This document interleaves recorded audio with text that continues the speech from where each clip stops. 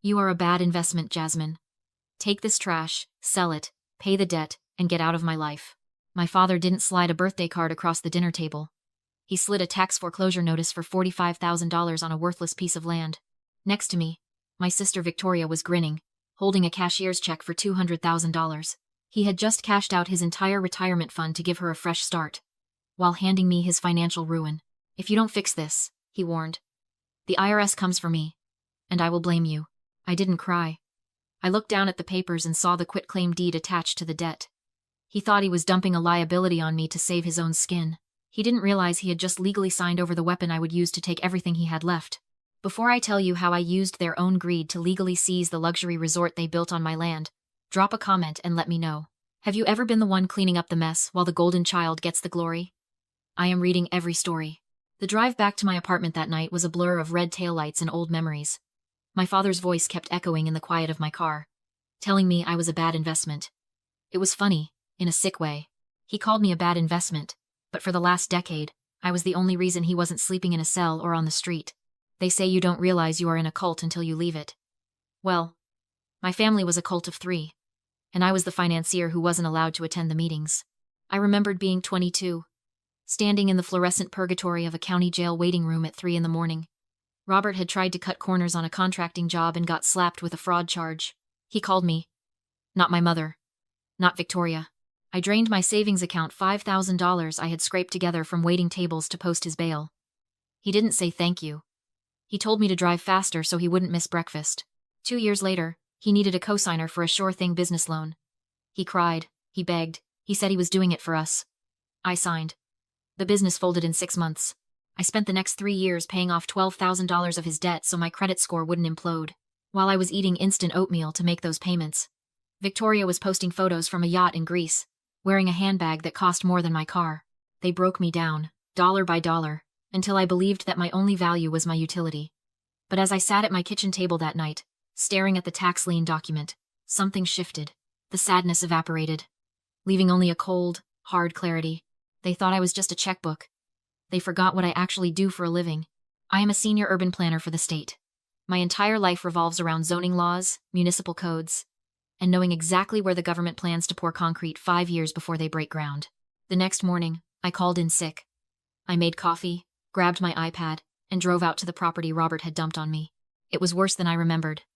40 acres of tangled briars, rusted scrap metal, and rocky soil that couldn't grow a weed, let alone a crop. It sat at the dead end of a cracked asphalt road, miles from civilization. It looked like a scar on the landscape. I could see why Robert thought he was punishing me. To a layman, this was a liability. To a developer, it was a money pit. But I wasn't looking at the dirt. I was looking at the data. I sat on the hood of my car and opened the state's GIS mapping software on my iPad. I logged in with my credentials and pulled up the master infrastructure overlay, the one the public doesn't pay attention to until the bulldozers show up. I typed in the parcel number. The map zoomed in. The land was currently zoned agricultural and rural, which meant it was worth pennies. But then I toggled the layer for approved state projects Phase 4. A thick blue line appeared on the screen, cutting right through the forest half a mile north. My heart hammered against my ribs. That blue line wasn't a river. It was the approved trajectory for the new interstate highway extension. And right there, touching the northern edge of my worthless property, was a red circle. A designated exit ramp and commercial service zone. In 18 months, the state was going to turn this dead-end road into a primary artery for 50,000 cars a day. This land wouldn't be residential. It would be rezoned as high-density commercial.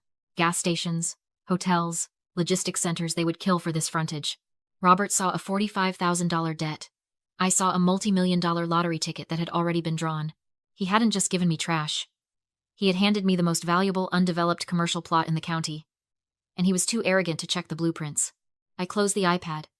I didn't smile. I didn't scream. I got back in my car and drove straight to the bank. I knew exactly what I had to do.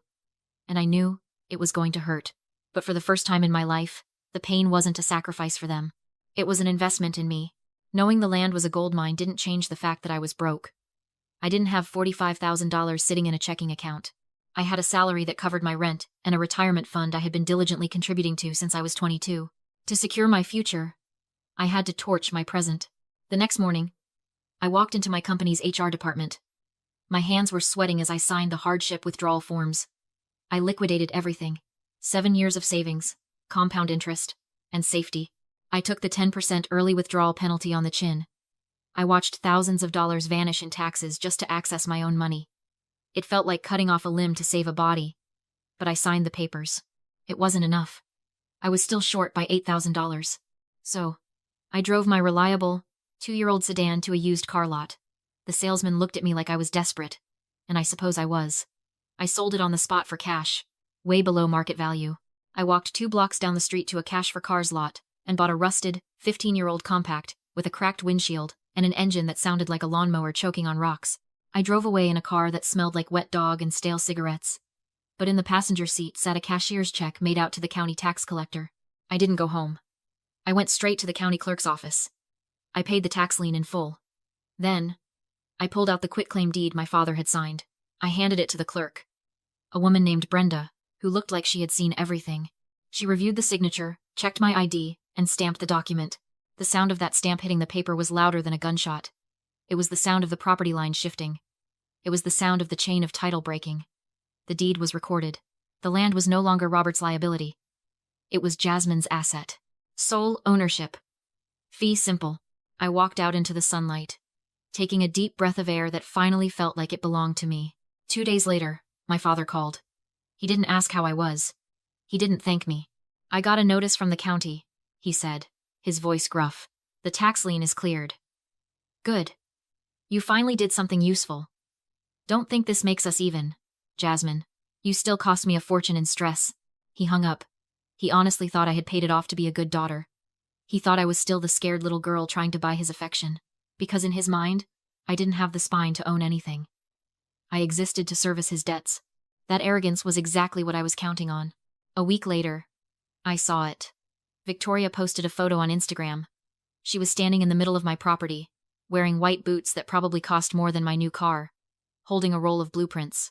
The caption read, "So excited to break ground on the Victoria Valley glamping resort. My parents are the best investors a girl could ask for." I zoomed in on the photo. In the background, I could see my father's truck and a surveyor walking the line. They weren't just visiting. They were measuring. They were planning to take the $200,000 Robert had cashed out his life savings and pour it into concrete and timber right on top of the land I now owned. They assumed that because I was the doormat, the land was still effectively theirs. They thought they could build on it, profit from it, and let me pay the taxes on it. I put my phone down. I could have called them. I could have driven out there and screamed that they were trespassing. I could have stopped them before they spent a dime. But I didn't. I remembered the years of insults. I remembered the bail money. I remembered the bad investment comment. Let them build. Let them spend every single cent. Let them polish the diamond for me. 2 months later, the ground thawed, and the invasion began. I drove past the property on a Tuesday morning. The silence of the woods had been shattered by the roar of diesel engines. Through the tree line, I saw them. 2 yellow excavators tearing into the earth, a cement mixer churning gray sludge, and there, standing by a white pickup truck, were Robert and Victoria. They were pointing at blueprints, laughing, pointing at the spot where the timber lodge would go right on top of the soil I had legally secured. My knuckles turned white on the steering wheel. Every instinct in my body screamed at me to slam on the brakes, march up that hill, and scream at them to get off my land. I wanted to call the police. I wanted to stop them before they laid a single brick. But I didn't. I kept driving. I drove a mile down the road, pulled into a lay-by, and turned off the engine. I forced myself to breathe. In my line of work, we deal with non-compliant developers all the time, and there is a golden rule. A silent predator principle that separates the amateurs from the pros. You do not interrupt a violation in progress. You wait until the concrete dries. If I stopped them now, what would happen? They would lose the deposit on the excavators. Maybe $5,000. They would scream at me, call me selfish, and probably try to sue me for blocking their access to a family asset. It would be a messy civil dispute. But if I waited, if I let them pour the foundation, frame the walls, run the electrical, and install the marble countertops, the math changed. Under the doctrine of accession, once a permanent structure is affixed to the land, it becomes part of the real estate. If they built it on my dirt without my permission, they weren't building their asset. They were building mine. I needed them to commit. I needed them to spend every single cent of that $200,000, but I also needed to cover my bases. I couldn't just be silent, or a judge might say I acquiesced to the construction. I needed proof that they were acting in bad faith. I drove straight to the county permit office. The clerk, a guy named Dave who always smelled like coffee, pulled the file for parcel 402. Big project, Dave said, sliding the folder across the counter. Victoria Valley Resort. Fancy stuff. Surprised you signed off on it, Jasmine. I thought you were holding that land for the highway expansion. I froze. I signed off on it? Yeah. Owner authorization form. Right here. I looked at the document. There, at the bottom, was a signature. Jasmine Bennett. It was a good forgery. I will give her that. She had practiced. But the loop on the J was too wide. It was Victoria's handwriting. My sister hadn't just trespassed. She had committed felony forgery. She had defrauded the county government. I didn't tell Dave. I asked for a photocopy, paid the $2 fee, and walked out. Now I had the gun. I just needed them to look down the barrel. I went to the post office and drafted a single formal document. A cease and desist order. It stated clearly that I was the sole owner, that I had not authorized construction, and that they were to vacate the premises immediately. I didn't hire a lawyer to send it. I sent it myself, via certified mail. Return receipt requested. I tracked that letter like a hawk. 2 days later, the status updated. Delivered. Signed for by Eleanor Bennett. I didn't need a hidden camera to know exactly what happened in my parents' kitchen that afternoon. I knew them too well. Victoria would have panicked, holding the letter like a live grenade. Eleanor would have snatched it from her hands. She would have sneered, her voice dripping with that familiar arrogance. Don't answer it, she would say. If you reply, you admit you received it. Jasmine is bluffing. She drove a rusted car here. She can't afford a lawyer. She's just jealous. Shred it. They were banking on my poverty. They were banking on my fear. I drove by their house the next morning on trash day. The bin was at the curb. Sitting right on top of the pile was my certified envelope, torn in half. They had ignored the legal warning. They had chosen to proceed in bad faith. The trap was sealed. Now, all I had to do was wait for them to finish decorating my new hotel. 6 months later, the silence ended. I drove past the property one last time before the big day. The change was nauseatingly impressive. The briars and scrap were gone, replaced by the Victoria Valley Resort, not tents, but permanent timber lodges on poured concrete. My concrete, with glass walls, landscaping, a gravel drive, and a reclaimed wood sign that cost more than my first car. Victoria hadn't stopped at the $200,000 my father gave her. County records showed she'd taken out a $100,000 hard money loan. 15% interest. Personal guarantee attached. She had gambled her life, my parents' retirement, and her credit on this build. She was all in, which meant it was time to end the game. On Thursday, Eleanor texted, Victoria is hosting the grand opening investor gala this Saturday. Please come support your sister. Don't make a scene. They still thought I was the jealous sibling. I replied, I'll be there. Saturday, I didn't dress like a guest. I wore a blazer, slacks, hair pulled tight. I looked like a plaintiff. I drove to the sheriff's department instead of the resort. Sheriff Miller and a process server reviewed my documents on the hood of my car. The warranty deed proving I owned the land, the forged building permit, and the cease and desist receipt delivered 6 months earlier. So they built a business on your land, forged your signature, and ignored your order to stop? The sheriff asked. Yes. And today they're hosting a public event. I'm asserting my rights. Under the doctrine of accession. Improvements made by a bad faith trespasser belong to the landowner. Forgery's a felony, the sheriff said. This is a crime scene. We drove in together. Jazz music, string lights, luxury cars.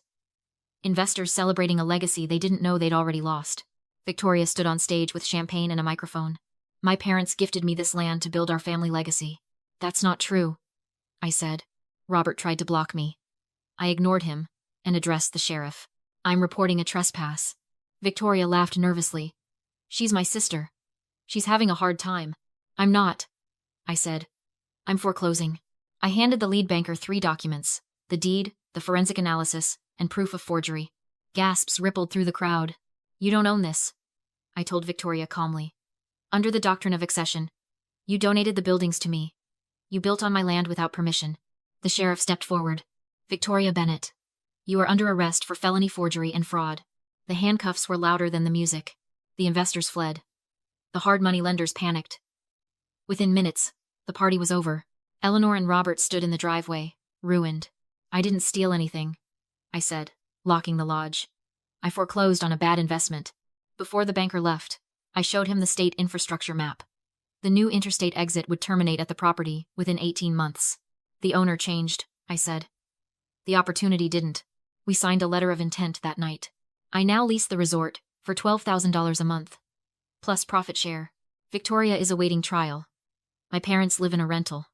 They call, I don't answer. I kept the land, I kept the money, and I kept my self-respect.